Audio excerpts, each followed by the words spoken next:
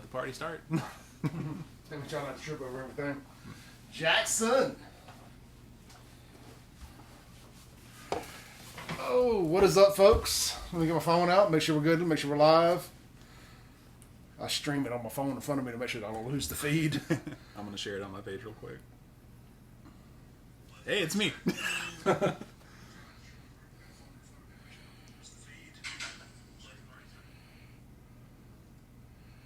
Let's get this shared real quick, and we're going to get this thing rolling.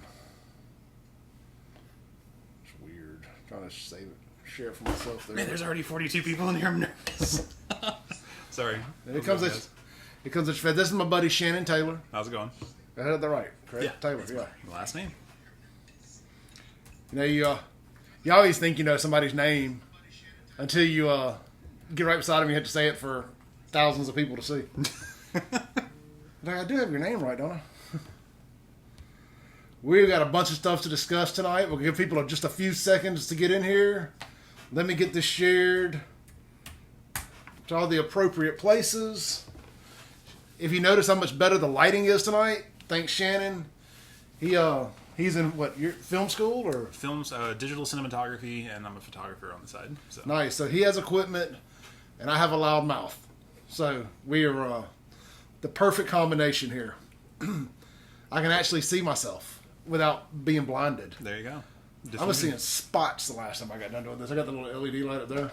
Look, so that's something like I have, except it's about 5 times as big as that. Yeah. So I've actually, Carrie's been in front of the camera with that before.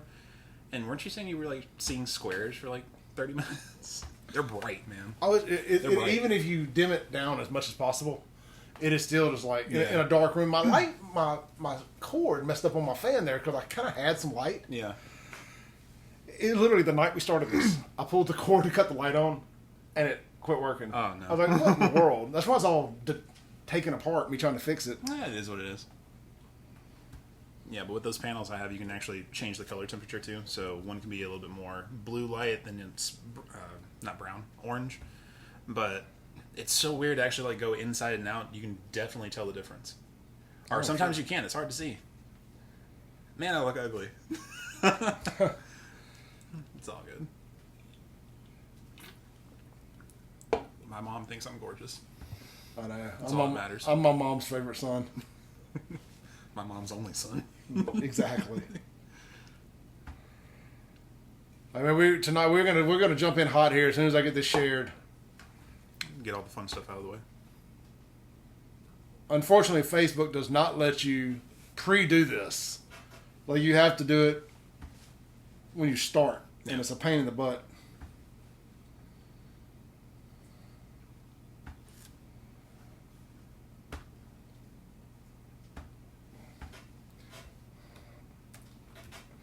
But I did update and reboot my computer today, so it is working faster than it has been. One thing I've learned is you don't want to watch yourself on the big screen because it lags. Oh, yeah. No, there's always a delay. Yeah, and it will screw you up. All right. Homicides. Oh, hold on. We've got a sponsor now.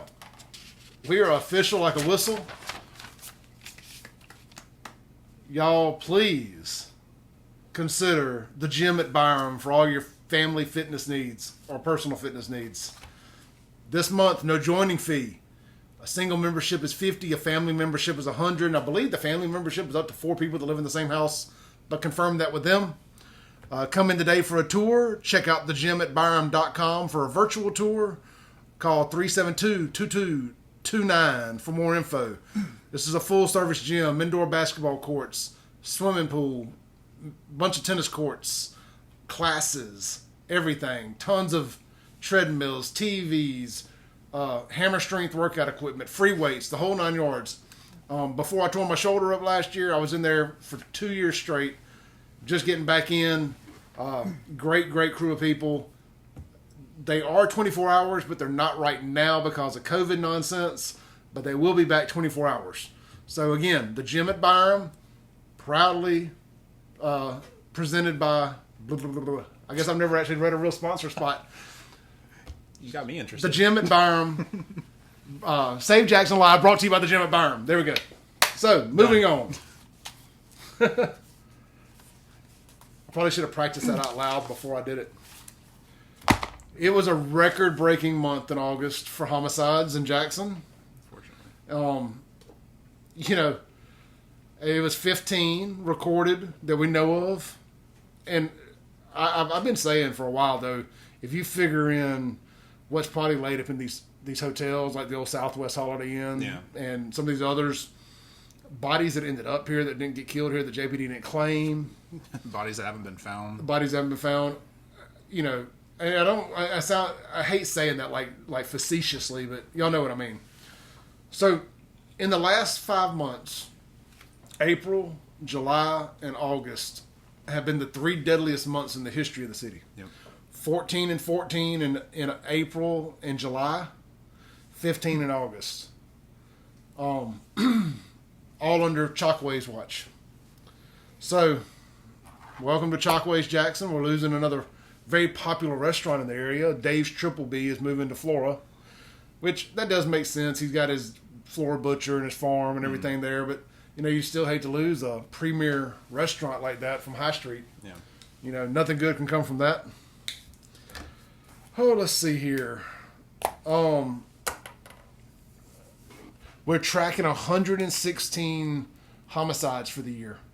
The record, in case you were wondering and wasn't watching the show the other night, the record is 97 homicides in 1 year in 1994, which, as I told y'all, that was the peak of the crack epidemic in Jackson. So, it was the wild, wild west down in the Lynch Street area and stuff. I grew up down there, so I remember it vividly. I just got my driver's license, a couple years prior. It was wild. But just like that now, it's just moved a little further west there. But CJ LeMasters, I want to say, at WLBT did a murder map, like a murder heat map, and it's available on WLBT.com. They have a homicide link or something like that. It's wild that you would have to have that. But you can kind of look at the heat map and see that most of all the murders happen in one kind of fixed area there, in that kind of behind Clinton Boulevard, in that general vicinity. So as much stuff as as people think we talk about Jackson, it is in the city limits, but it's not happening everywhere. There is scattered stuff everywhere. When we'll talk about your friend here in a minute. But so you would think, knowing where this, looking at the map of where all this stuff happens, that they would go and they would focus in those areas, right?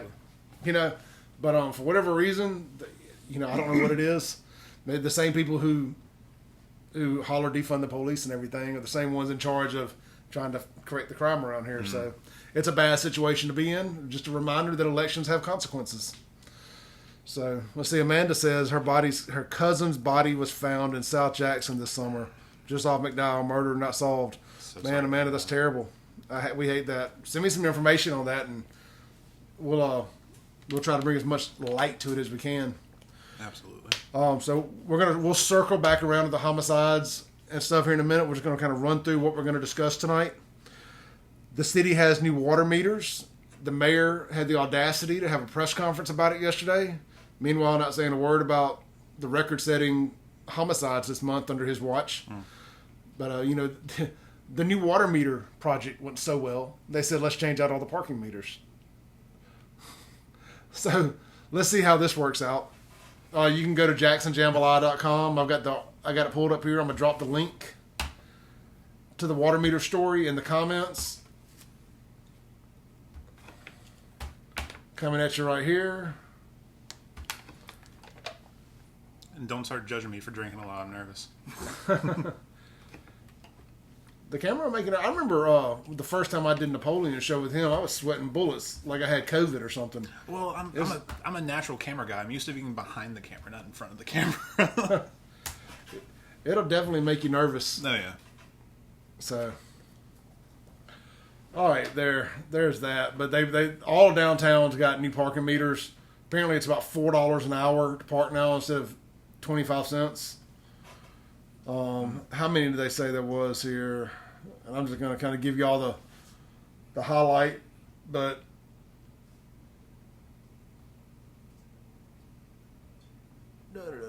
145 new meters, 146 new meters in downtown Jackson. All downtown there, obviously. I guess parking's been free for a while. So they've been so old school. Yeah. But I remember when we had the club down there, we'd had to go during the day to do stuff to get it ready. Yeah. And then we called them the meter witches. They would run around and give everybody tickets. Well, funny enough, anytime I've actually gone to Jackson in that area to do any kind of video photo shoots, I honestly can't think of a time I've ever paid for parking. Yeah. That's just me. Well, after about 5 o'clock, you're safe doing anything downtown. You could run an illegal restaurant down there and nobody would care or know. Trust me, guys used to come set their barbecue trailers up outside my bar. Really? And while we had a full-blown restaurant, and nobody cared. Wow. But you let one crazy Karen get her chicken salad screwed up from the restaurant, and the health department's down there. We had a complaint. I'm like, what? That somebody's order was wrong? Oh no. I mean, meanwhile, you can literally run an illegal restaurant after 5 o'clock in downtown Jackson. Wild. Health department gets off at 5, and nobody cares after that. I know a lot of the restaurant owners around town really, that pay to do it right. It's kind of a fad of not caring in Jackson. No, it's the problem. It's the trickle down effect. It's like not enforcing codes, not finding property owners for overgrown grass, trash, abandoned property. Just let it sit. Yeah, like when the city sets the standard by not taking care of their own property, how can they tell somebody else to? I mean, of course, with the hypocrisy around here, why wouldn't they? Is there any good places to live in Jackson outside of Jackson? In Jackson, if you can afford Eastover, Yeah. kind of that area. I mean, that's the nicest, but why would you pay that kind of money? That's just my opinion, though. Why would you pay that kind of money to not have good drinking water, Yeah. to not have good policing, to not have paved roads, when you can go right across the river into Rankin County or Madison County and pay less in taxes and have all the amenities in the world? Not even, I mean, it's funny calling water, clean water, an amenity. There's a good chance you'll have fiber internet, though, so that's okay. Yeah. I I mean, look, it's like I say about Fondren and stuff. Look, there's a bunch of great food down there. There's good food everywhere. Yeah. There's great people there, too. But yeah. I mean, it's where a lot of suburbanites go to play Jackson for the day. Mm-hmm. Yep. But I mean, I'd just assume go eat at Georgia Blue in Madison or Rankin County. Then it's easier. I'd be just as happy. It's easier. Yeah. But it's whatever. It's worth it to you. Hell, I mean, with COVID, there's not like there's live music downtown anymore. I mean, you lose so much of what was special about a downtown when all the restrictions and the laws and the tyrannical leadership. And see, that's something I actually wanted to do with, I wanted to call it the Gray Room when I had the studio, and actually introduce more artists, either local or, let's say from Oxford, Mississippi or something like that, get them in the studio and live stream on their platform. But I've got more on that later, so. Yeah, so tell everybody, you had a little studio down in the Midtown area? Yep, I had a private studio in the Midtown area. For those of you who don't know me, my name is Shannon Taylor. I'm a photographer, videographer, cinematographer, student, at least, in the Jackson area. Born and raised in Mississippi. I've traveled all the way to, Indiana, Seattle, all over the place. But I had a private photography studio in the Midtown area right when the COVID stuff started to happen. And, as time went on, trying to get clients to actually, let's say, you wanted to get a private photo shoot, or if I have any kind of creative idea, or just like a creative space that I can do outside of my house where, there aren't dogs, there's not, noisy neighbors or anything like that. Gives me a way to actually kind of focus and do my own thing in a secure location. And with all the stuff that's really been going on in the area that it was actually in, of course, right by the train tracks, one of the biggest mentalities is, and I've said this to a lot of people, right, is let's say you have a high-paying client come visit you in that Jackson area. Mm-hmm. What's the first thing that they're going to see? They're going to see the bad roads, they're going to see the railroad tracks, and they're going to hear gunshots in the background. Hey, I mean, that whole little area between West Street and there, and what's that, Mill, between West and Mill? Yeah. All those that run down by CS's and all that stuff, man, those roads are so terrible. Yeah. They kind of cut up through there. Now they've done some work, right? And it's great that they've done the work, but then again, like I don't know. I think it's just the trains over there, and still you hear gun echoes in the back. Like I can't tell you how many times where I've taken my girlfriend to the studio and we'll try to move stuff in and out, and there's obvious gunshots, close gunshots over there. In fact, one of the best photos I've ever gotten was the most awkward, strangest experiences of my life happened on that street, and I'll share it on my Facebook later if anybody's interested. But it's just weathered down. It's it's not exactly what I was expecting, and plus trying to get people that actually know exactly what they're doing, model wise, to come to the studio with me in this area, and I don't like having to apologize for the way that it looks. I know you hate that, and it's like when you live in an old house and something doesn't work, and you're like, well, I'm sorry about this. Normally it's not like this. Normally it's this. No, you catch yourself apologizing for something you have no control over. Yeah, and that's no offense to the actual studio itself. Like honestly, the experience over there was great, but personally for me and for what I do, it was just hard to keep money, so I ended up closing it a couple days ago. So I'm back at the house now. Well, available for private. There you go. Hey, private stuff. So if you got a spot and you need a professional to come set up, do his thing, this is your guy. How can they find you on social media? You can find me on Instagram at Shane M as in Mary Taylor, or on Facebook for Shannon Taylor Photography. Shannon Taylor Photography on Facebook. Since we're on Facebook now, we'll focus on that one. Y'all go check him out and give him a follow. We'll drop the link to his profile in this at some point. Thanks so much. Before we get out of here. So a couple other things running through the hit list here. Jackson's getting not Jackson. The state is getting a new flag. They've narrowed it down to one. It's going to be the one that will be on the ballot in November for you to vote yay or nay on. Yeah.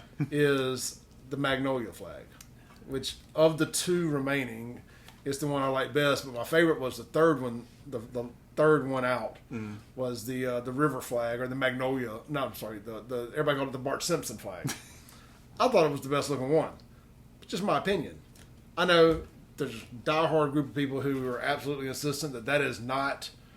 They're going to be their flag. They're angry about it. Yeah. Just very rigid and don't want to change. And to that I say, you held out long. We've held out longer than anybody. Mm-hmm. You can look at it either way. You gave in. I look at it as you won. You were the last one.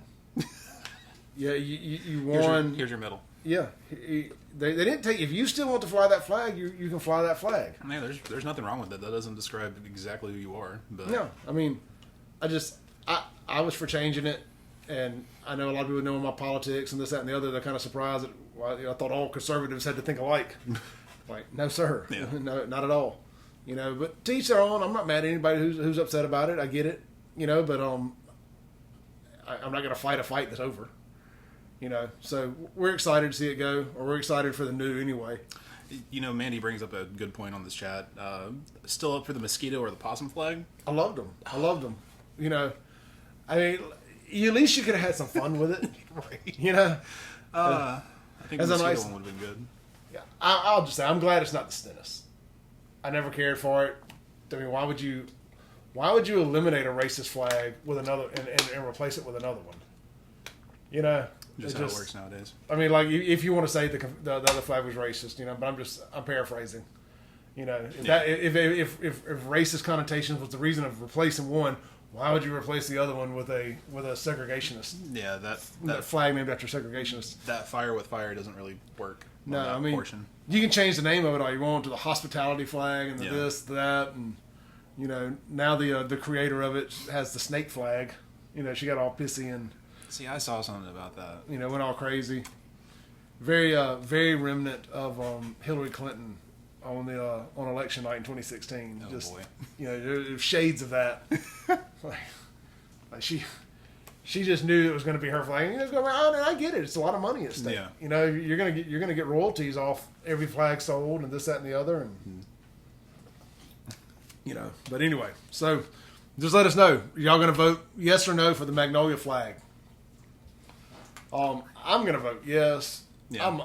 Let's move on from it. Don't be bitter and vote no, and because then what? And then they got to hit the reset button, and 1 year later they're going to go through all this whole shit show again. It's just like, let's just get it behind us. Let's move on. Let's fight about something else. It's just a bad look for us. So, we discuss the COVID stuff on here. Kind of do a little recap of that every night. So today there were 781 new cases, which that is up. But of course, why people are still getting tested, I have no idea. If you're not sick, why would you get tested? Do not get tested if you are not sick. Too much bad stuff can happen to you if you do. Yeah. unless you're just trying to get off work for 2 weeks, which, I mean, or not go to school for 2 weeks, but good Lord, have you not had enough time off at this point? Fake a cough. The deaths are staying flat around 30, 32, 33. But the numbers did go up. But they normally do on Tuesday and Wednesday, for whatever reason, the way they report. Governor Reeves, Dobbs, and Fauci are already blaming Labor Day festivities on the potential spike over the next few days. So, of course, people who gather for barbecues are going to spread COVID. Yeah. But, they just never say anything about Walmart, do they? They refuse to say... It's because they're wearing masks.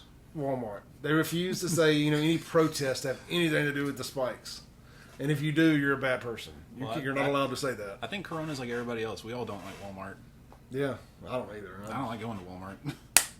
I go as little as humanly possible. We actually pay $10 extra for this delivery membership thing. Where you can order. That's what we need. You can order as many deliveries as you want from Walmart over a month for $10, and there's no extra fee or anything. So that's awesome. So we can get our groceries delivered like that, and of course I'll go hit up some random stuff here and there. You don't want everything from Walmart, yeah. but as far as your necessity type stuff, it's an easy deal. I mean, I'm gonna get Campbell soup. Might as well get it from Walmart if they're gonna deliver it.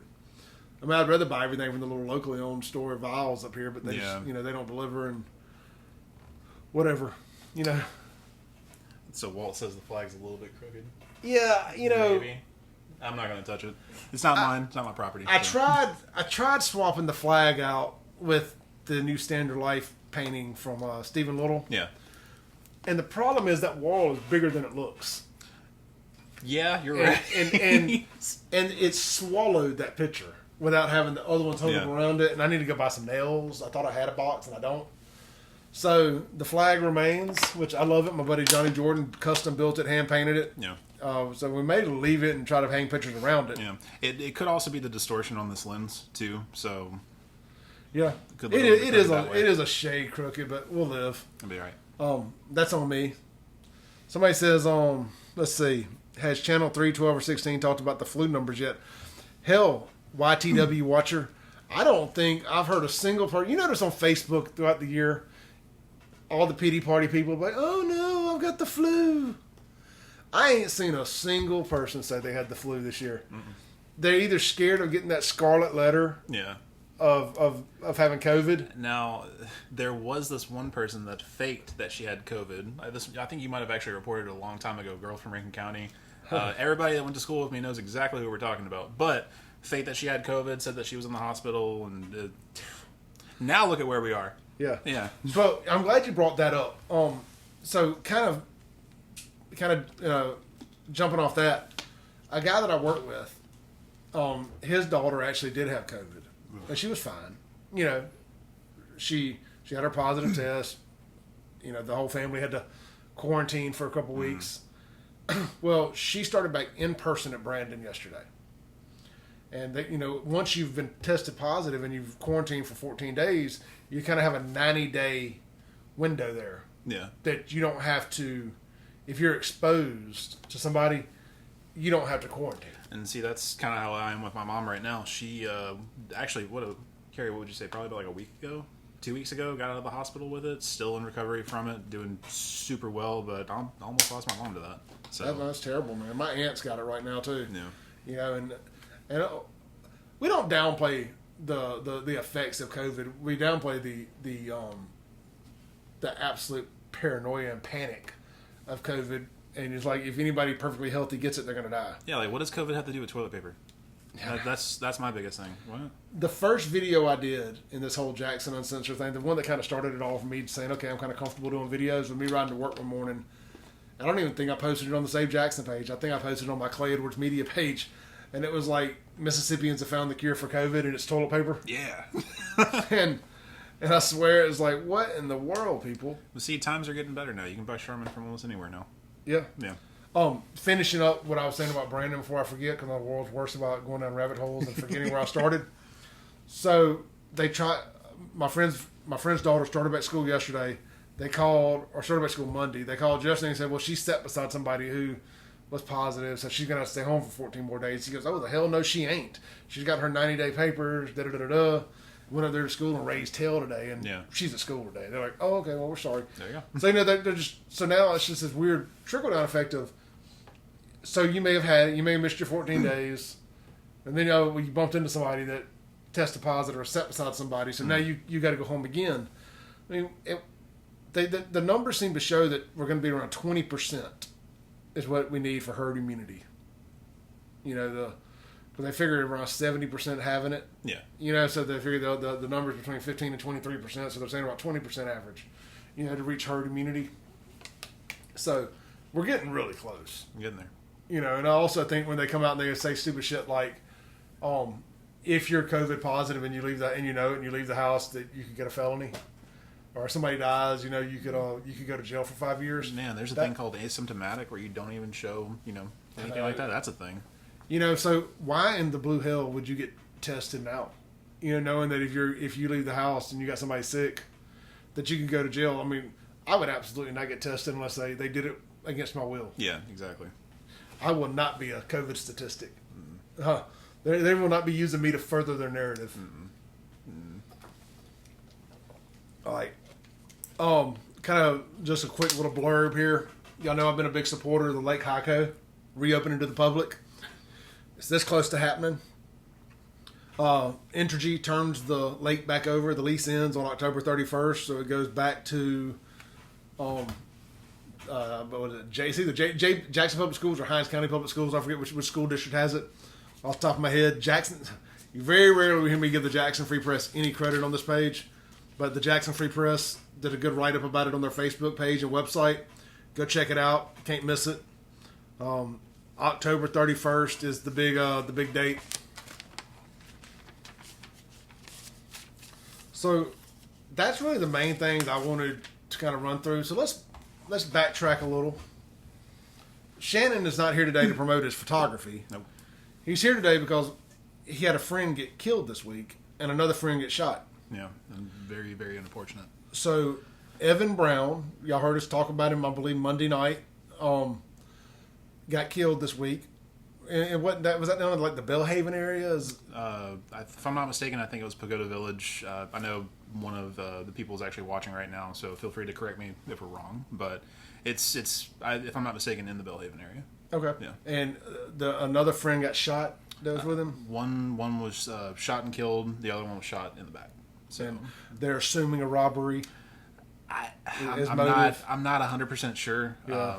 I don't want to share too many details because I mean this might be an ongoing case. Completely understand. But you know, I spoke to two of the people that were a part of the incident, and you know, it's a traumatic experience. You know, it's something that nobody's really expecting, and honestly, it's not my portion to actually give all that out. But from what they were telling me, I mean, we really don't know. Again, not trying to put anybody's business out there or anything like that, but you know, thank God, you know, Kyle's okay. You know, everybody. Yeah, so is he going to recover? Yeah, he's from what I know, and again, Kyle, you know, bless me or not bless me. Sorry, I just read something on there, but he should be fine.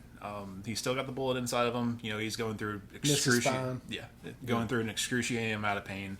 And it might affect, you know, psyche too, because I mean, nobody, and that's such a hard topic to talk about. You know, I don't think anybody should have to go through something like that. I mean, you get shot and you see your friend die. Yeah. You know, walking to an apartment. Yeah. You know, it's not like, you know, you can make a million excuses for anything, but at the end of the day, nobody deserves to be. I mean. For no reason. Yeah. Yeah. Let me come full circle with that, you know, to cover the flip side of the coin. You know, people talk about what happens with police and African Americans and that and the other. And, of course, nobody deserves to die there either. Yeah. You know, but at least if you're fighting police and something happens to you, you know, there's kind of like there's a core reason for whatever happened. Exactly. You know, but when you just kind of get randomly, you know, shot down in the city, walking from your car to the apartment or whatnot. That's a tough hand. At that point, you're literally a statistic. Yeah.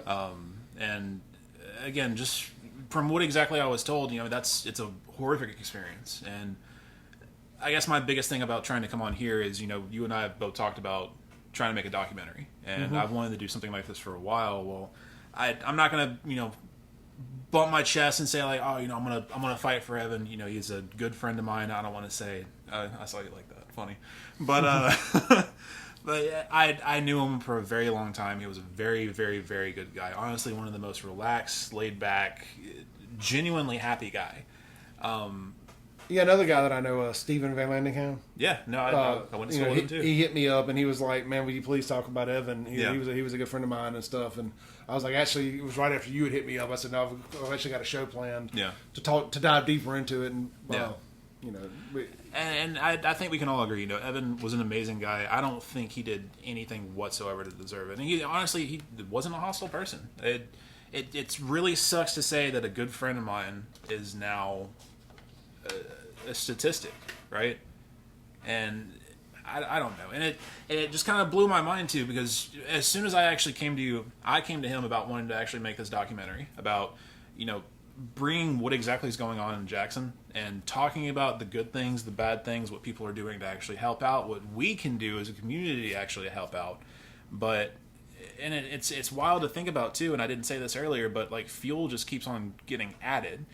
And a lot of people can actually look at the news and say, okay, well, yeah, there was a shooting in Jackson today, right? Or somebody can say, oh, 3 people got shot in Hinds County. It's a statistic. Yes, it's hard to see, blah, blah, blah, blah. But I think it hits closer to home when it's somebody that I can actually see myself with, kind of growing up, at a very important stage of my life growing up, right? Yeah. And if anything, that's just added more fuel to this fire of me wanting to actually get this out there, because I refuse, and this is just me speaking, I refuse to sit back and let a friend of mine that I would say I grew up with become a statistic and nothing be done about it. I'm not going to do that with the equipment that I have, with the tools that I have, and if I have to get on top of a roof and scream this message out and try to, I'm not talking about trying to get on Netflix or anything like that, but something needs to happen. Yeah, you have violent crime, and I use this word outside on it. You have violent crime in Jackson happening at an industrial level, and people are so used to it now. Yeah, it doesn't faze anybody. It's people. I'm more surprised when I don't get a notification on my phone saying there was a murder today. Yeah. Than when there was or is. And that should not be. And I preach to people all the time, like, don't ever let this become normal. And never think this is normal, because this is not normal. It's not, and that's where I came up with, not really me coming up with the term, but people within the city, outside of the city, people that fight for the city. I can understand trying to find the good in things, but you can't always look at something with rose-colored glasses. You simply can't do that. There has to be some type of truth. It's why this page has evolved into stuff like this, and not just pictures of empty buildings anymore. Exactly. And it's because, I just got to a point where I was tired of sick and tired of being sick and tired for the city. And it was just like, if I had to get on top of a building and scream, "This ain't right. What are we doing here?"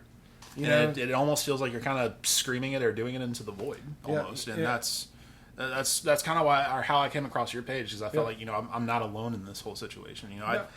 I don't want to go through with my life and say I didn't at least try to help out. Like, I'm super fortunate that, Kyle made it out alive. Love that man to death. Mm-hmm. Like, that's like a brother to me. And it's super sad that, Evan passed away from that situation. But there's not much I can do, but I want to try to do something, right? I want to try to do something with the skill set that I have, and the great people like you. I want to do something right. Yeah, like somebody said, the first thing is having somebody that's not a crook run for mayor. But I know you say you miss Harvey Johnson, and that's misguided. It's funny enough, because I actually went to school with him too. Yeah. Walter's funny.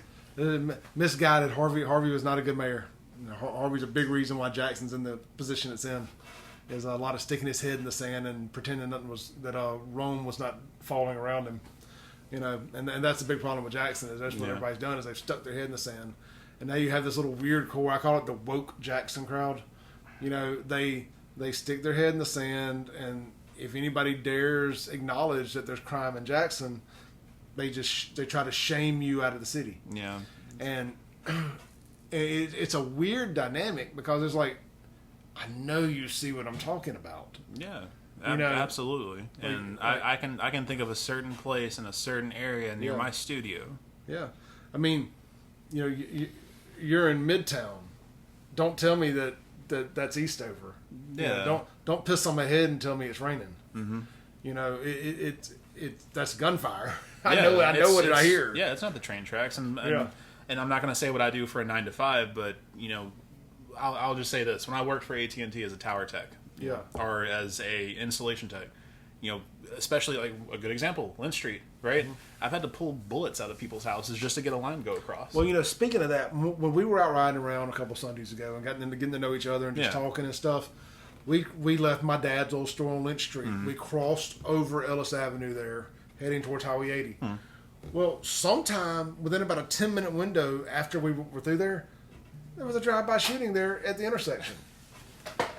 You know, and I mean, I got home later that night and I was like looking, I was trying to figure out the time frame. I'm like, shit, we just missed that. Yeah, man. You know, because remember we saw that camouflage Porsche coming through there. Yeah, and you were like saying you had done some work at that guy's house before. I've gotten to meet that guy. Absolutely amazing guy. I really hope you're watching this. Get back in touch with me, please. Yeah, that's amazing. I use this to reach out to old people all the time, and it actually works sometimes. Sometimes it doesn't. But, we were talking about Mississippi Mafia one night, the old rap group from Jackson. And next thing you know, the one of the guys lives out in the Byram area now. Like his wife follows the page and tagged him in the post. So, you know, just if you grew up in the '90s in Jackson, the Mississippi Mafia they were like our version of NWA. I mean, they were, you know, you could be locally famous and be considered famous. Yeah. You know, and the Mississippi Mafia was like the first real rap group with them and Wildlife Society from Jackson. You know, and so anytime you meet any of those guys, if you're of a certain age, like 40 or older, you know, so you're really like, oh man, they were the godfathers of the hip hop scene here. You know, they came before like Crooked Letters and Banner and all that stuff. Yeah. You know, and those guys were great too. You know, they definitely took it to the next level. Yeah, and see that's something I wish somewhat of my generation actually had. You know, I kind of grew up on the outskirts of Jackson. You know, going to Dock 36 and all this fun stuff. But all I've ever seen is you're how old? 24? 26. 26. Yeah. So, and you only know Jackson is one thing.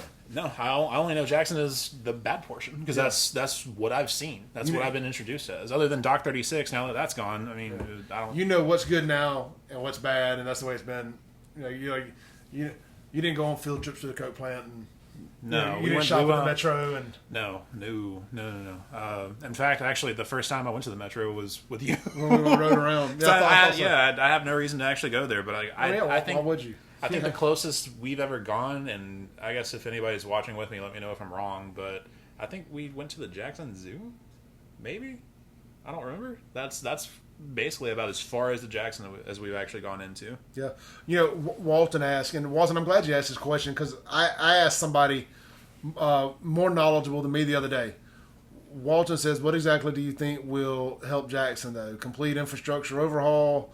When do you believe Jackson started going downhill? I'm not dumb. I'm just want another perspective. No, hey, I had the same look. I live this every day, and I asked somebody older than me, like, where do you think it started really going wrong?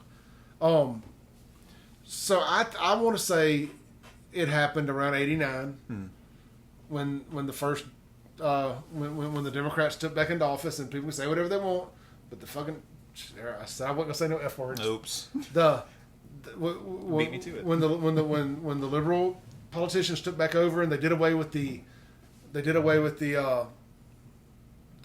commissioner leadership and changed it to a council leadership.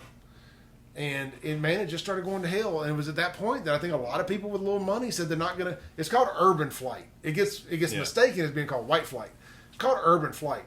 People started wanting to get back. You know, South Jackson used to be the country. Like it did. South Jackson was the country, and it grew and grew and grew. And people just, I think naturally we don't really want to live around a bunch of people.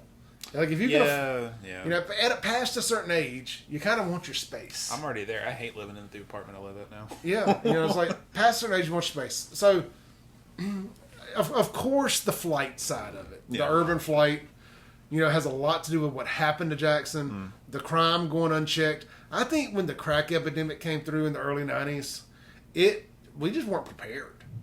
The city was not prepared. A lot of leaders stuck their head in the sand. Yeah. Did nothing about it.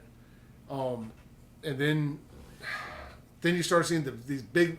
Well, North Park got built, and that drained Metro Center. Killed Metro. It held on for longer than it should have, but North Park killed Metro. And now just you see what's happening to North Park is Renaissance and Dogwood are bleeding it dry. Yeah. And it doesn't get cold enough here on a regular basis to not go to those outdoor shopping type places.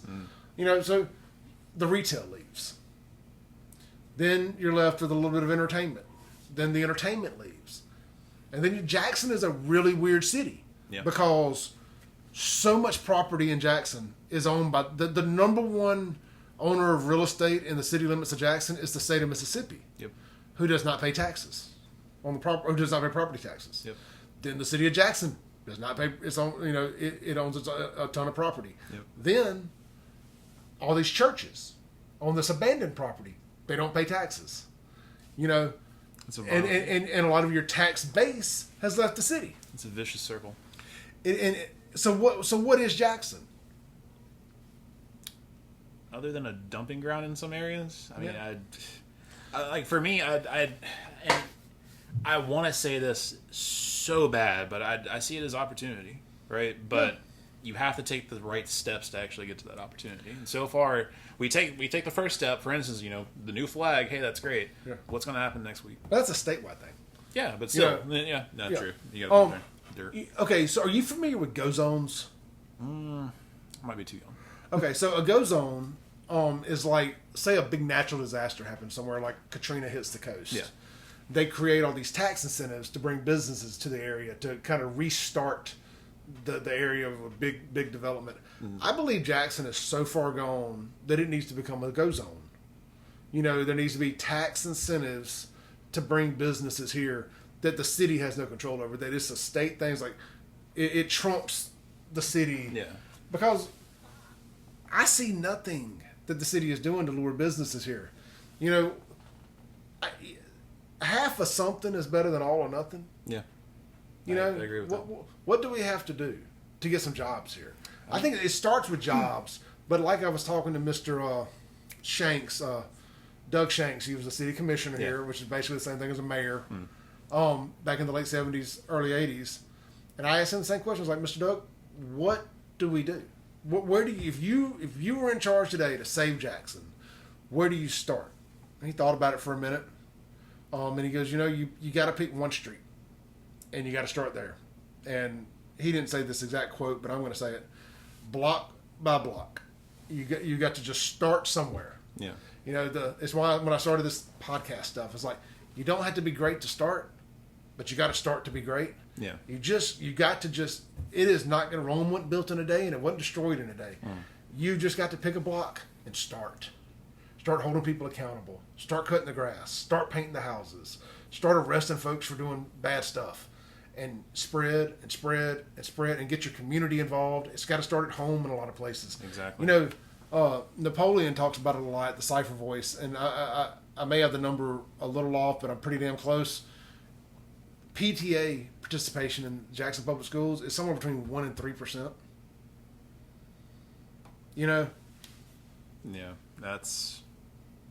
that actually shocks me. I did not know that. Yeah, Wow. I mean, it's terrifyingly low.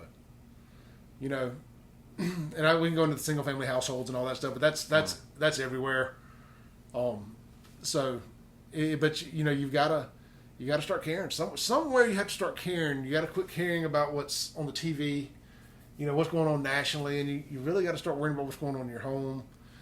And other people say it all the time. Like I got into it with a guy earlier, not in a bad way. It's just a guy that I argue with all the time on here, and I enjoy his side of the argument. And he's like, well, It's a debate. Yeah. It's good to not live in an echo chamber. That's why I have that JXN Uncensored group. It is a very diverse group of people going at each other's throats all the time, but I feel like for the most part it's respectful. Yeah. At least my engagement is. I say what I want to say, but we can argue respectfully. And he says, well, of the 15 murders this month, I wonder how many were people that knew each other or family members. Well, I don't see where that matters, because 90% of your car accidents happen within 3 miles of your house. Yep. But if you get hurt or die in a car wreck, it doesn't really matter if it was in front of your house or across town. Yeah. And he's like, well, there's no way for police to prevent crime. I'm like, no, but it's a trickle down. It's like if people leave the house knowing they got a good chance of getting away with it, or nobody's going to snitch, or anything, well, they're more likely to do it. Yeah, well, I know I mentioned this to you earlier too. I really wish one thing that Jackson would do is have that stance, kind of like Pearl PD almost. If you get caught speeding, if you get caught, bumping your subwoofers really hard, Pearl's going to come after you hard. And I don't know. Somebody, like, especially with me being a 26-year-old, and I've only seen this portion. I don't think I've ever had issues with JPD ever. Anytime I've ever been in Jackson. Yeah. But well, I've had my moments with them, but looking back in hindsight, I was screwing up. It's like when I decided to quit speeding, quit drinking and driving, quit doing dumb stuff. Guess what happened? The police quit messing with me. Yeah. Go through a roadblock, have my windows rolled down, have my hand on the wheel, have my license and insurance ready. I will tell a cop, by the way, I have a gun over here. Just so you know, my hands are up here. Yep. I have my pistol over here. No surprises. You know what I mean? Don't want to surprise no surprises. And I'm not saying that works for everybody. I can only speak for myself. Yeah. I don't ride around with warrants. I've got a valid driver's license. There's a lot of this stuff you can check at home. Check before you leave the house. Yeah. And I don't know. Let's see. It's not snitching. It's just getting I told y'all the other day, man. Start calling Crime Stoppers 355-TIPS. Yep. TIPS. And if anybody has any kind of information on what happened in the Belhaven area recently, please give that number a call. Any kind of tip, any kind of information helps out a bunch of good people that deserve it right now. Yep. We got some great comments going on tonight. I do appreciate y'all. I'm not sure who YTW Watcher is. On here all the time. I love your stuff. Thank you for engaging. Says, I personally think that we need more folks growing food and bartering. Jobs are not going to feed people with the food desert in Jackson. Let us have livestock in the city limits again. Absolutely. They did this in Detroit, where they took a bunch of blighted area, and a billionaire dude bought all of it and turned it into a big green space. And so it's like a inner city garden. There's a big documentary about it on it's at Amazon or Netflix or something. I stayed up late one night and watched. Yeah. And he went through hell.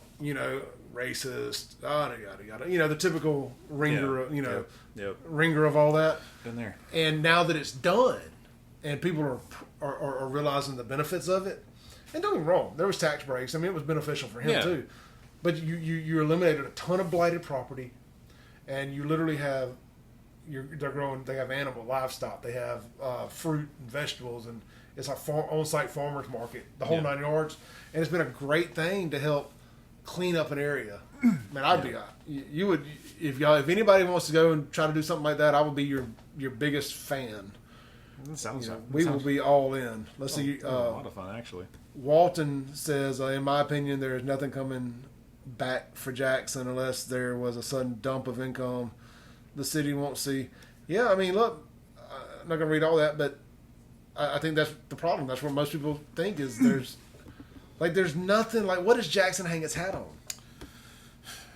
Fondren's funky? Being worse than Alabama. Yeah, there's one thing that, I personally believe could help out, and that's kind of what we discussed earlier, but I'm probably not going to say that, but I don't know. I just, something like that, I think would bring in a lot of money too. Yeah, I'll say it. And I've talked about this before, and I've called hell. I've been on both sides of this, and I'm not afraid to admit when I'm wrong. I do at this point. Why not legalize marijuana? Yep. Recreational. Why not be the first southern city to say, screw it, we're going to be the cannabis capital of the South. Yeah. Like the Las Vegas for cannabis. Yeah, and since, you're actually talking about it, I guess I can be open too about it, especially working in Seattle and all that stuff. I did cultivation, helped out. It was legal, right? But something like that, of course, kind of like the system that I told you about, number one, once you actually make it, let's say just legalize it in general, or just make it recreational, something like that. Not only will a lot of people pay for that, that's tax money automatically, cash only, you get it right there. Yeah. That lowers the crime rate, it makes a bunch of jobs, not to mention any kind of abandoned property. Let's say if you want to start a business and you want to be a cultivation plant or anything like that, hey, take that big warehouse in Jackson, make it into this, and give people jobs. I mean that helps out. I mean, it's kind of like drinking. If you're not a drinker, don't drink. Yeah. Treat it the same way as alcohol. If you get caught smoking and driving, hey, you're getting a ticket or you're getting arrested. You know, like, I have to remove myself from situations, step back, and like I say, if you had asked me a year ago, I went on record saying I was 100% against it. Yeah. You know, and then I took a deep breath and was like, what am I talking about? I was wrong. You know, it's fair. Like, and you know, I can agree to disagree with people because I do. Even I will still say this, and I will go to my grave saying this. It is a gateway drug. I don't care what anybody says. Yep. It is it loosens your inhibitions to say, you know what, that wasn't so bad. You know, what's next? What does that pill do? I like the way the weed was. What does that pill do? Oh, that pill wasn't so bad. What does that line do? I say this from a point of a guy that did all these things. Yeah. I'm not saying everybody has those same tendencies, but I'm saying I did it. Yeah. So when I say it, I'm not speaking from what I saw some pastor on TV say. I'm saying from what Clay did and went through and lived himself. You know, and so I mean, I do believe it is a gateway, but you know, they are showing a ton of people that literally just smoke weed. Yeah, I mean, it's a big discussion too on, like, for instance, it affects everybody differently. So people, of course, let's say if they had ADHD or something like that, right? Some people have more addictive personalities than others. So whereas, like, for instance, if I wanted to smoke, I could just probably stick with that. But let's say, for instance, you know, the guy across the street wanted to smoke, and you know, there's that whole gateway option, right? But I don't know, man. I've seen a lot of the benefits of what exactly that could do in Seattle. I've seen how exactly they do it, and I'm just saying, Seattle looks beautiful. That's just me. I hate using Seattle as an example because with all the stuff going over there too. Yeah, but there are other areas that it's going well. And look, and what the news shows you going on in somewhere like Seattle is it's not the whole city. Oh no, it's literally a small block. Yeah, it's not the whole city. I mean, look, man, Seattle's still some of the most beautiful country in the world. I mean, just that Washington State in general. You know what I mean? Like, I hate seeing what's going on in Portland. You know, I'm gonna get a little off track here, and then we'll pull it back in. I'm not a soccer fan. Don't care for soccer. None of that. But you know what? I would love to go to a Seattle and Portland MLS game. Those look like one of the most heated rivalries in all of sports, like the Portland Timbers and Seattle, whatever. I don't know what their soccer team's called, but that looks like fun. You know? Yeah. I mean, like the soccer team plays in the Seahawks Stadium, I believe. Yeah. You know? So I mean, you can literally see that from the highway, and you see Mount Rainier in the background. Yeah. Like I love the city.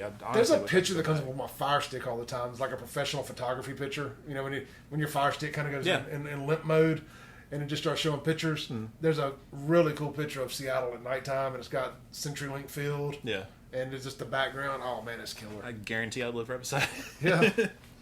You know, and like I like rainy, dreary stuff anyway, so like Seattle would be right up my alley, minus all the craziness. It didn't rain a lot when I was over there.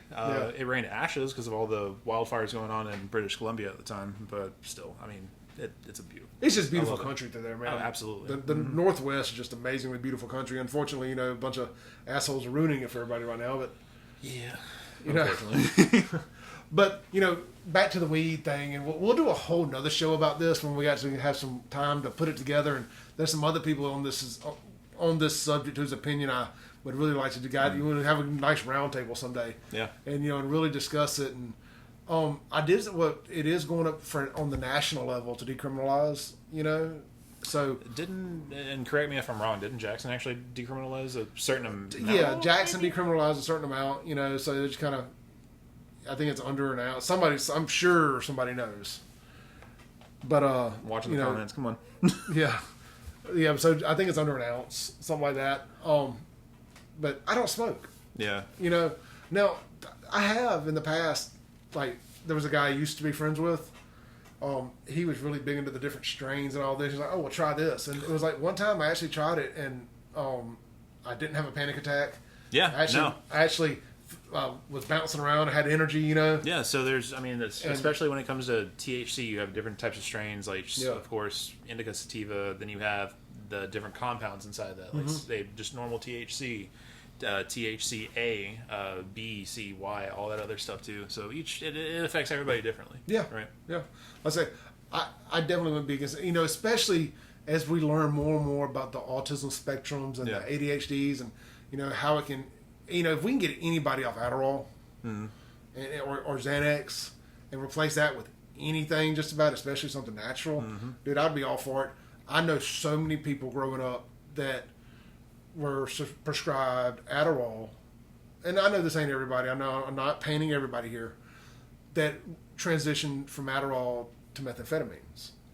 Yeah. You know, and I've seen those people, the effect it has, and I would love to see them have another opportunity.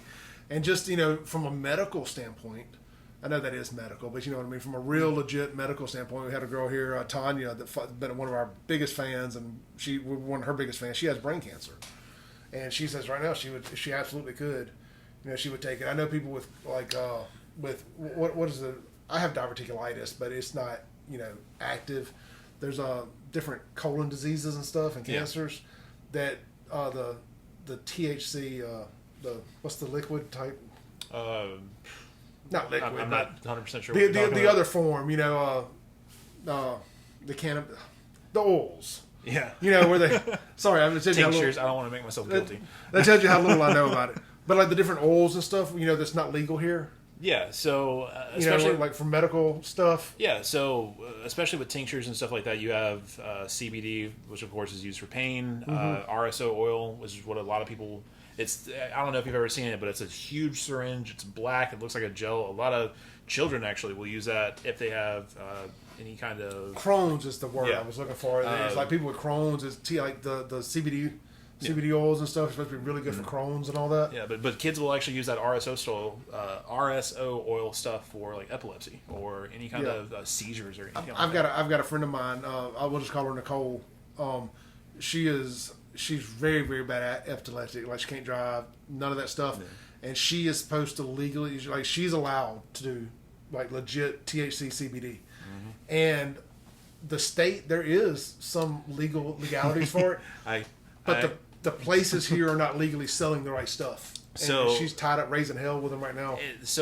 And I unfortunately actually know about it, but I'm not going to say how. Anyway, so with it's of course we talk about different strains and stuff like that. And this is something I'm actually kind of super excited to talk about too. But with something like that, it's called hemp flour. It's basically the same. It's cannabis, but whenever you actually crossbreed different plants, you can say, for instance, if you take these two plants that have a higher THC content and mix them together, it's going to make it better.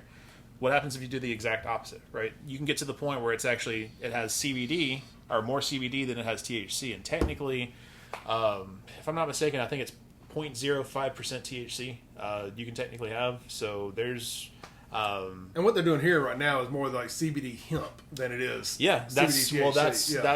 That's the hemp flour. It's literally the same thing. It tastes from what I've heard, everything is literally the same, and you can actually look it up on the whole chemical chart. Like it'll show CBD is much higher and what exact percent. I mean, there's some with no THC inside of it. Like, I'm all for looking for new and creative ways to sleep better without having to take Ambien. And so I tried some of the TH, the CBD hemp gummies, like whichever one, the company that sponsors UFC or whatever. Buddy might got some at work and was like, "Have you tried these?" Talking about how good they were and how he was having to take 2 or 3 Aleve a day for his back pains because he'd been in a wreck, and he realized about 4 or 5 days in he wasn't in pain anymore. He's like, "Man, maybe it's a placebo, maybe it's real." Yeah. I was like, "Are you sleeping better?" He's like, "I'm sleeping better." I was like, "Let me buy a bottle of them from you." It was legal, nothing illegal. I was like, "Let me buy a bottle of them from you. I want to try them." So we went through the 30 of them, or it was 2 a day, 30 days plus. It was 60. Man, I didn't notice anything, and I guess that's just the difference in the hemp versus like the THC, and maybe it was having some good effects on me. I don't know, but like I said before, it affects everybody differently. Yeah. So you never really know. No, but I mean, if I could take a hit of a joint every night, or eat a gummy or a brownie, and A, I wouldn't lose my job. Let me get that out of the way. B, it was not illegal, and I didn't have any chance of going to jail because Jackson would love nothing more than to throw SaveJXN clay away for something a little like that. And there was no health effects, and I could sleep good. Man, I would throw it all away. I would never drink another beer. You know, if I could, you know, if there was something, you know, I could legally, you know, I just drink a few beers every night because I can sleep. Yeah. You know. But that's just me. Like I said, I used to be different on this, and over the last year, I've really changed my mind on it. And I think that's the key, right? To not be so rigid and so set in your ways, you know, that you like, well, you know, my politics say that I other conservatives dislike this, so I have to, you know. And I've learned to be like, you know what, I'm just going to believe in what I believe in, yeah, and what's best for me and my family, and I have a lot of variations. There's a lot of things that I don't agree with, and a lot of things I agree with, and that's how it has to be sometimes. You know, and I think that's the best way we can all be at this point. Like 10 years ago, I'm getting way off track here, but I love this conversation. Like 10 years ago, how many conservatives do you know would have been perfectly fine, and like the gay marriage wasn't even an issue for them anymore? You know, and here we are in 2020, where it's like I don't know a single conservative outside of your hardcore Bible belters that care. It's just like, I don't care. You do you. You know, it does not matter to me. And I just think that a lot of people are growing. You know, I'm not saying it's right. I'm not saying it's wrong. Exactly. You know, I'm just saying I think people have really reached this point in their lives where like, just leave me alone. Yep. And I'll leave you alone. You know, and that's kind of where I'm at with the weed stuff. You know, took a big circle there to get back there, but it's just like it just all hits you one day. It's like, oh yeah, you know, you mind your business, I'll mind mine. There you go. And then so that's brought me. It's like, well, now I'm going to shut up about the weed stuff and let people. If they'll leave me alone, I'm going to leave them alone. So let's see, man. We got a bunch of comments here. I see a couple in here. Enter. Y'all need anything? I think we're good. Okay. You want to join? Drinks? Crystal is checking on us to see if we're good. Yay. Trying not to die myself. Crystal took a fall earlier. Oh no. It was bad. I know one real big thing I actually kind of wanted to mention if we have the chance. So, especially with this documentary happening, and it's still planning out. I'm not doing any kind of production with it just yet, but I want to try to get as many resources as I possibly can. Interviewing people, getting either businesses on board with it as well. So let me stop you there real quick. What he's talking about is he reached out to me a few weeks ago, and that's how we met. It was like, hey man, would you be interested in taking part in a documentary about Jackson, kind of the rise and fall and rise again, and businesses that have left and businesses that have stayed? And I was like, hell yeah, man, that's right up my alley. Like, we could just. I feel like that's what this site is. You know, it's like a long form documentary. Exactly. So that's what he's talking. When he's talking about the documentary, he's talking about this documentary that we're going to start working on, and it's going to be really cool. So go ahead. Yeah. So I mean, especially with that, I really just wanted to reach out, especially to your platform as well. You know, everybody has different stories of Jackson, and I don't want to just go up to anybody random on the street like, "Hey, tell me your opinion about Jackson." Of course, it's going to be a little bit weird. But, I mean, realistically, if anybody's interested in... Shannon on the streets. Yeah. I might just actually make a video like that one day just to be funny. That's what I bought this whole little thing for. It holds a cell phone camera. I can just walk up and start randomly interviewing people. Look, I can have a whole camera crew out in Jackson right now and do that. It'd be hilarious. But I guess my biggest thing is, like, you know, I want to get the voice of the people, and I want to get the opinions of people. I want to get stories. I want facts. I want experiences. You know, if I can actually bring something to light and help people out, then I want to do it. So... please, if you have literally any kind of interest of possibly being a part of this, just you can feel free to go to my photography page or just shoot me an email at shannontphoto@gmail.com. I'd love to have a conversation with really anybody that's interested and have them a part of this project and see really how far it goes. Yeah, you know, and that's kind of the direction I've been taking this, especially when we interview people and sit down to this. I want to hear, like, what is Jackson to you? You know, why are you still here? Why did you leave? Yeah. You know, why do you still care? You know, I think it's like, and I think everybody just, especially of a certain age, really remember it. You know, like for us that remember Jackson and for how great it was. Yeah. You know, like growing up here in the 90s was amazing, you know? it's really kind of like what I would have to envision like being black growing up here now is kind of like I've always, and I don't mean this in a bad way at all. Like I know a lot of people really look up to Atlanta. Yeah. In the urban community here, they like Atlanta. Jackson is like a pre-COVID, it's like with Jackson State here and Tougaloo here and all the nightlife and stuff. I mean, it's a great place to be an African American, and but that's very kind of one-sided. It's if you're not really if you're not young and in college, it ain't a great place to be. Yeah. And there's got to be more to it. There used to be. Well, it needs to be kind of something for everybody. Yeah, well, I know one of the biggest things I've noticed before, and especially being in school for digital cinematography, right, is Atlanta's actually a good film spot. Like I think Battle for New York was actually shot there too. A buddy of mine, John Smith, that's from here, moved there and works for Tyler Perry Studios, or did anyway. And I mean, he does big stuff there. He did the Sharknado movies and all that stuff. Oh my god! And see, like I really wish Jackson had something like that, because can you imagine, especially with the community that we have right now, or things going on, if we were to actually make something big or have bigger companies like that actually coming out to the city to shoot. Like, yes, there's been a couple movies within the state. Well, they did away with the tax incentive, didn't they? I believe under Tate's watch. As a lieutenant governor, they did away with the tax incentives, is what I was told on this page. I did not fact check that. I'm not 100% sure either. I've heard it's something to do with the. I'm actually not even going to say it because I don't even want to say it's actually true or wrong. I don't know. I don't have a fact of it, but the fact of the matter, that maybe. But the fact of the matter is that the film industry moved out of Jackson. Yeah. Right. That happened. But they moved out of Mississippi. It wasn't just Jackson. Yeah, they're not filming anywhere around here anymore. I need to think statewide, but. Yeah. I don't know, especially with something like what we're doing right now, if I can kind of bring a portion of that back and, I mean, potentially help somebody out in the long run, then, hey, I want to do it. And kind of what I see Jackson is, like how I said earlier, I see opportunity. Mm-hmm. I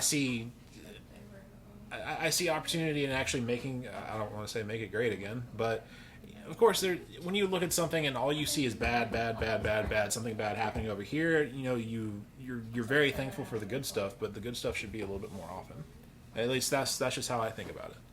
And I don't know. Like I just think being able to show what exactly is going on, of course, instead of just saying like, yeah, there was another shooting in Jackson today, right? And show what people are actually doing to try to help it out, and being a part of that brute force that's doing that too. Yeah, I used to change. I used to share the screenshots every time there was a violent crime in Jackson, and I finally just got burnt out. I think it was wearing on people's nerves. Yeah, but that's not why I change anything I do.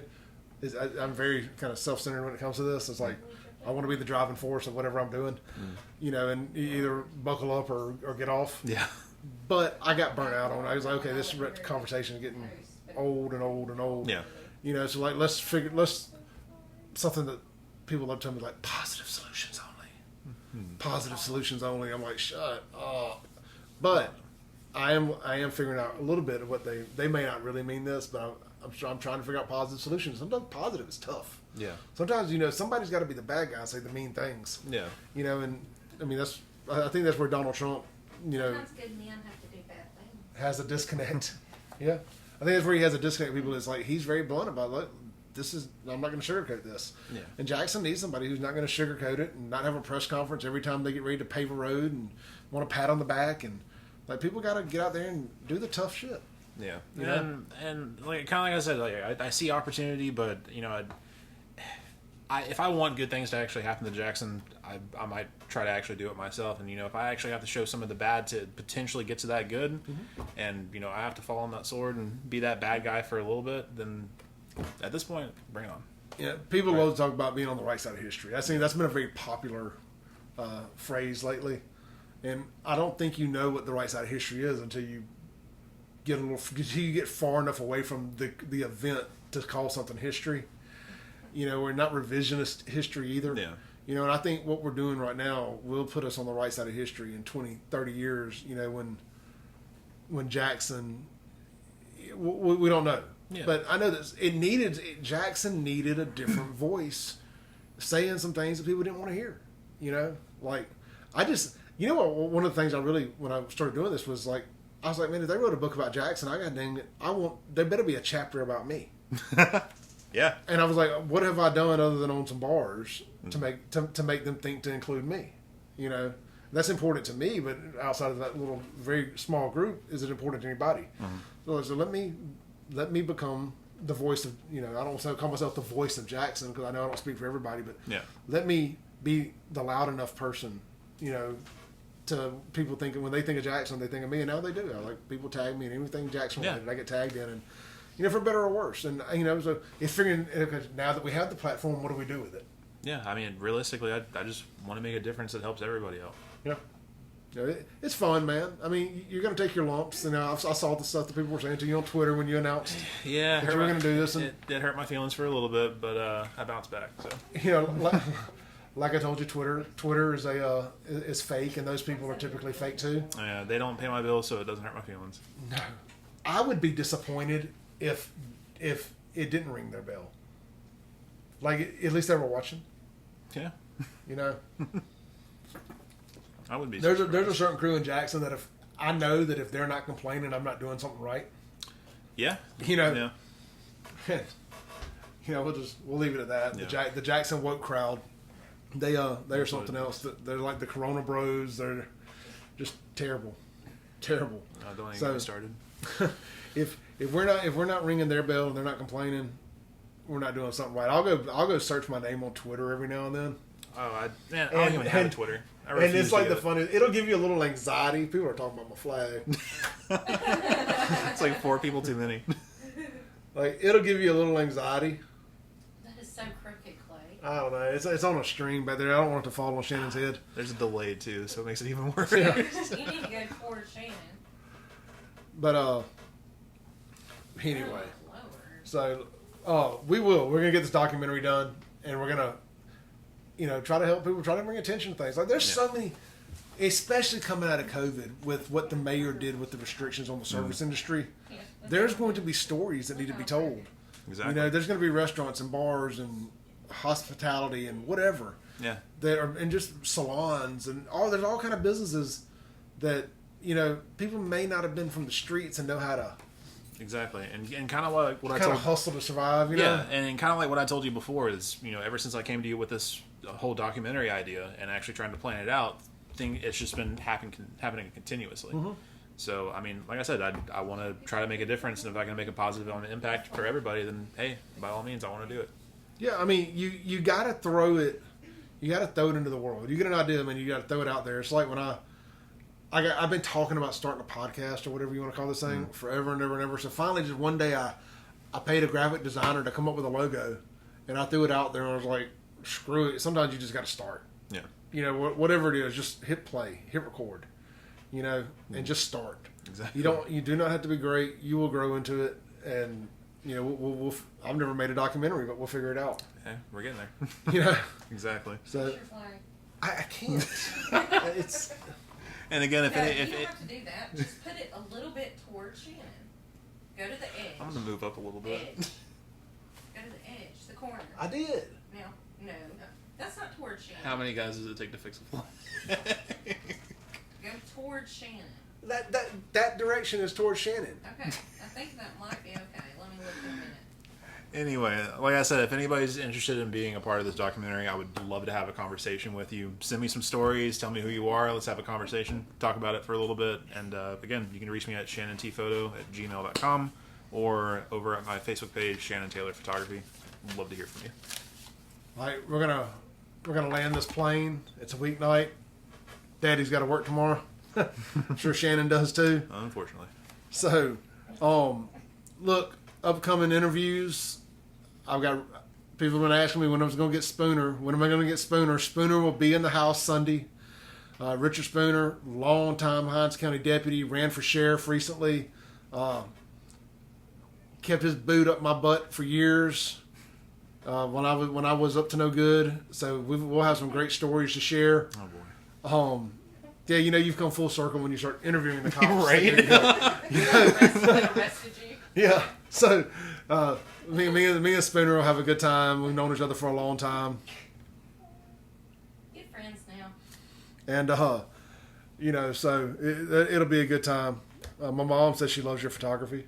I I guess you checked out your page. appreciate it. Thank you. I try. I talked to Benny Ivy today, and if you don't know who Benny Ivy is, Benny used to be as far as I know, and correct me if I'm wrong, he was the leader of the Simon City Royals in Mississippi. Really? But he was the head dog. Went to prison. Now he has outreach ministries and stuff. Does a bunch of really cool stuff, especially in that kind of in helping the inner city people, white, black, it doesn't matter. You know, like he is on the cutting edge of doing some really cool, like really getting out there and putting his body where his mouth is. I mean, like, you know, they call it like violent crime intervention, like where they literally are when they see people getting ready to fight in the city, they're getting in between them and trying to break them up. Yeah. And we're doing some really cool stuff. So getting it worked out with Benny, I'm gonna have him in here.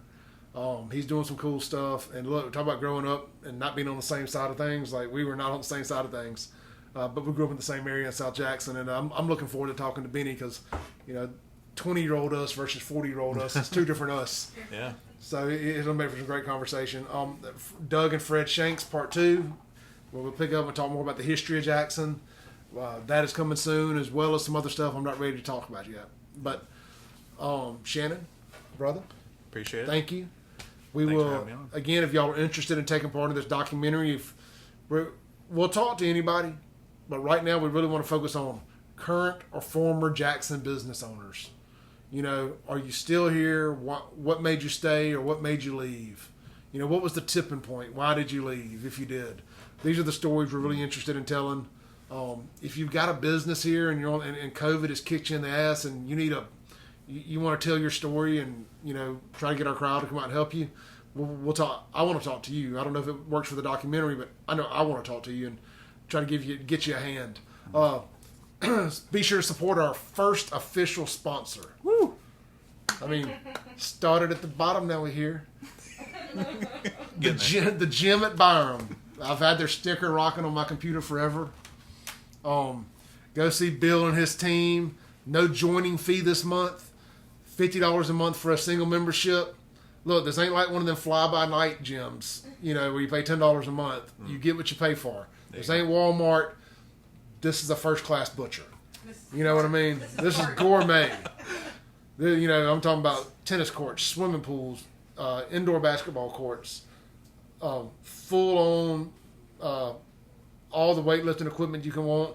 Plenty of mirrors to flex in, take selfies in. I think somebody asked if there was tanning beds there too. There's tanning beds there, whole 9 yards. I mean, it was the former courthouse gyms, and they changed it to called the gym at Byram. Check them out, thegymatbyram.com. You can do a virtual tour there, or give them a call at 372-2229, or just drop in for an in-person tour. I'll be there in the mornings. Don't say hey to me if you see me. I've got about this much free time in the mornings. There's one more thing I want to say before we actually go. So I'm not, if anybody knows me, I'm not a super religious person, but again, please keep Evan Brown's family in your prayers and thoughts, and as well as Kyle Hunt. He's getting better, but honestly, as much support and good vibes as you can send, please do that. Yep. Everybody, thank y'all for commenting tonight. I'm gonna get back in the comments. I see all of them. Really appreciate y'all taking the time out of your schedule to watch this. There's in a day and age where there's 10,000 things on the remote to watch, or YouTube and Netflix and everything else, that whether it's 10 of y'all or 100 of y'all choosing to spend an hour or so with us every night, Awesome. It means the world. I don't care if it's one person. We're gonna keep doing this no matter what. So thank y'all very much, and y'all have a blessed one. See you tomorrow night. And thanks, Shannon, for bringing the cool light. Hey, We're not that's in the right. dark tonight. Oh, no. You Have a good one, just y'all. leave that here.